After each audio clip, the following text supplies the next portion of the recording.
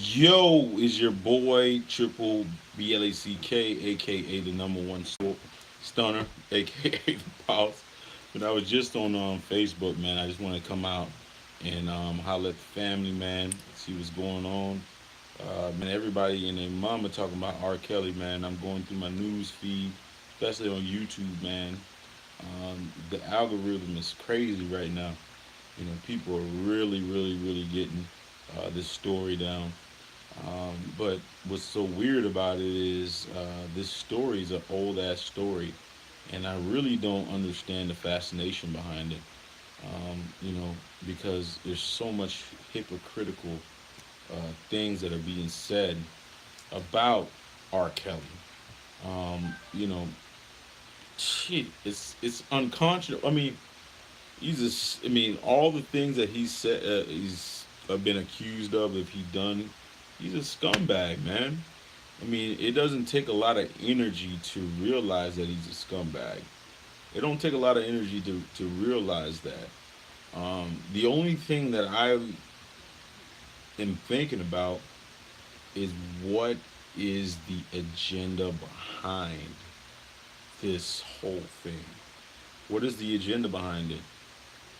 It's I remember when I was in college, and I was like, I think it was like around 2001.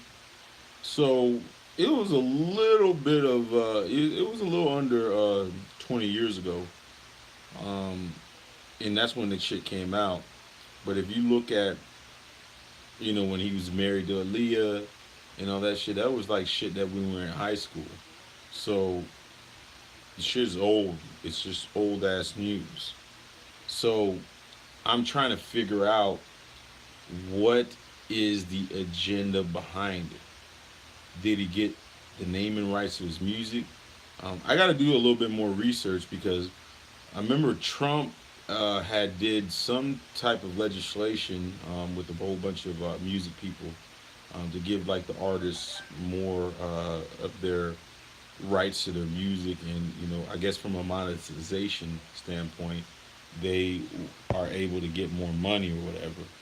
So I don't know. Did he get his masters? Did he get his his naming rights? Is maybe the he found some type of his lawyers found some type of loophole in the streaming process for him to get more monetary value, or did because you got to look at R. Kelly. R. Kelly has been at the top of R&B. I mean, he's not probably at the top of R&B for a while. I mean, he hasn't been at the top for a while because you have all these new age cats and stuff like that. But if you look over the last, let's just say, 25 years, he has produced and wrote a lot of music for other artists, including his catalog.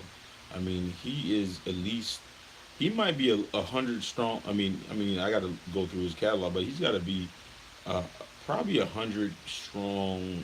I mean, a hundred songs strong. Between him and his artists that he has, like like the I can't remember all the artists, but he had like Sparkle, Kelly Price, Ronna Isley. I mean, there's a whole bunch of them. Just tons of artists out there that he has produced. I mean, he wrote for Celine Dion, Lady Gaga. I mean, the list goes on and on and on and on and on and on. Imagine the revenue that he's brought in for like a place called like RCA. Just his catalog or whatever. I'm just thinking maybe he was able to finagle some of his masters or something because there's got to be something behind all of this that's 20 years ago or even further because usually like old stories get beat to death, um, and I don't know what new information that we have other than you got some new faces and stuff like that I don't know. Other than I don't know. It's somebody help me with this because I understand that. Oh, maybe this is probably what. what I'm thinking. This is a conspiracy theorist in me. Um, it's the start of the year. A lot of a lot of these charities and things like that. They need to get more money. They need to get more money, or they need to raise funds. Because I was watching, some of the documentary, and it was very. I mean, it was exactly what I thought it was going to be. I thought it is exactly what I thought. My wife watched it, but it was exactly what I thought it to be. The first person that they showed was Alyssa Milano. Alyssa Milano, the dainty white woman, um, you know, talking about, victims and those type of things like that. And I'm going to give you a disclaimer. I'm not marginalizing that in any way, but listen, there's a strategic method that they use to to get donations, to get those type of things. So they had Melissa Milano, and they had like somebody else, and then right behind her they had some one lady, and I think she is the starter of the Me Too movement. Um, and they had her like the third person. And and I was trying to explain this to my wife. My wife was not trying to hear it at all. And I've heard about this strategy, is because I was like thinking, all right, you have Alyssa Milano, and then you have some other, some actress and stuff like that, and then you have this one lady that I guess from an American beauty standard, or from a just a commercial beauty standard, she's not considered like a dainty beautiful woman or whatever. I was like, okay, why are they using her? Why are they using her? It's like, usually you would think that a lot of times they would use like a Beyonce or somebody like that to do that, but the mindset of a person is not even that. I mean, like of regular like people, because if you look at, and that's what like brought my antennas up. Because if you look at like The Colored Purple or something like that, The Colored Purple, the person, the who are the two people that got to be used in The Colored Purple? You got Whoopi Goldberg and you got Oprah. And from an American beauty standard, those are not the type of people that you want to really promote, because the way that our psyche is, when you look at an Oprah, and you look at a Whoopi Goldberg, the same sentiment of being of I guess you feel a little bit more sorry for them. I mean, let me take my words back. You feel a little bit more sorry for them. But if you put like a Beyonce or something like that, or let's just say an Instagram model, and you have her promote her story, most of the time you're gonna put her in a box and be like, hey, you know what? You were on Instagram twerking your ass, so we're not gonna believe you. We're not gonna believe you. But if you put Melissa Milano, one of those child stars, one of those dainty blondes or whatever, we're gonna believe you. Of course, that aggressive black Negro is trying to take you, even though they don't have, I mean that. I mean, I guess that's a smoking gun right there with R. Kelly. The smoking gun with R. Kelly, boy. If they had a white woman tied to him that he did something to, I mean, I don't want to even sound cliche. I don't even want to sound like I'm just like riding the wave, or be, but in that is the thing, is like everybody knows that shit.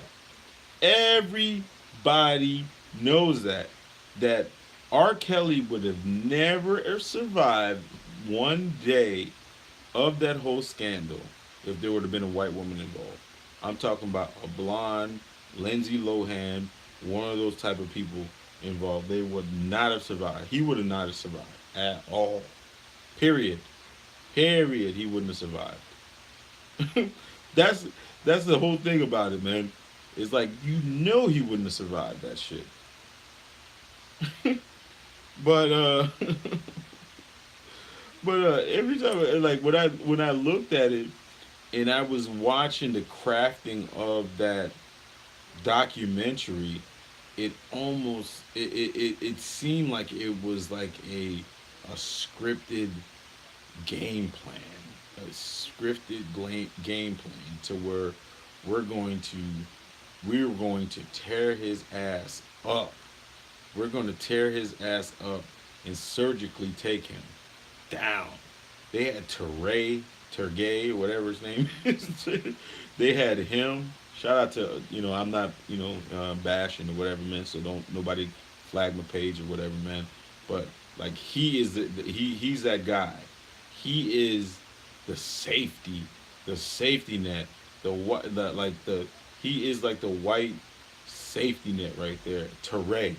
Teray is like you know this hip hop expert or whoever they got him with, and you know what team he plays for, but I don't know. He's like I don't know. They love him. He's like Don Lemon. I think Don Lemon, like he should have been Don Lemon before Don Lemon.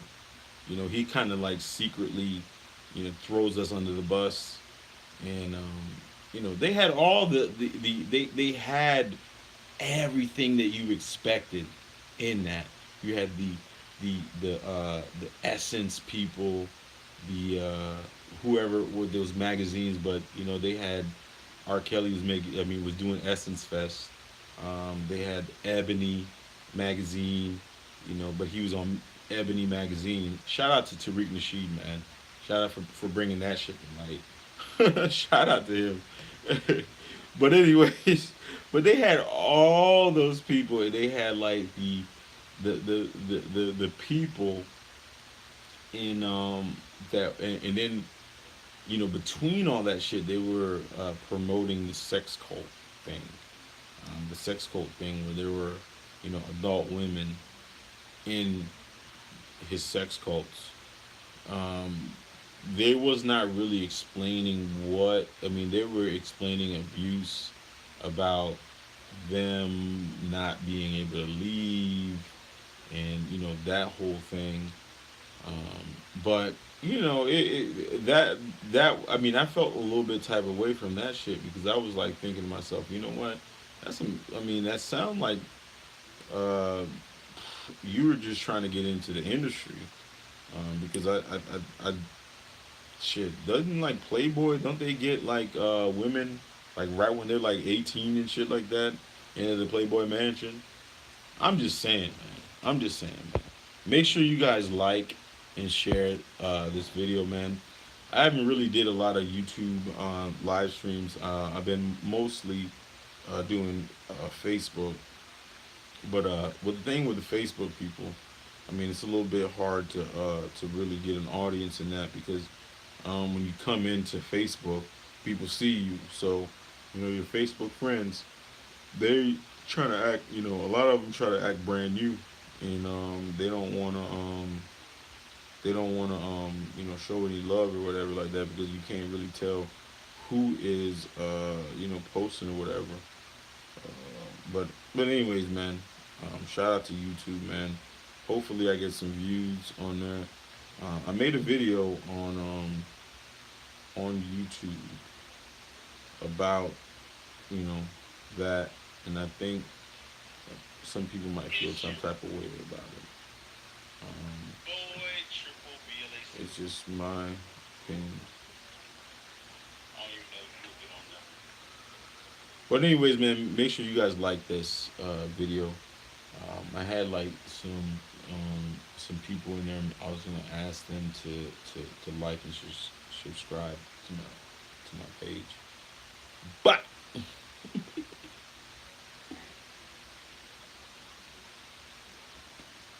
rewatching the game. But anyways, man, holla at your boy. I'm out of here.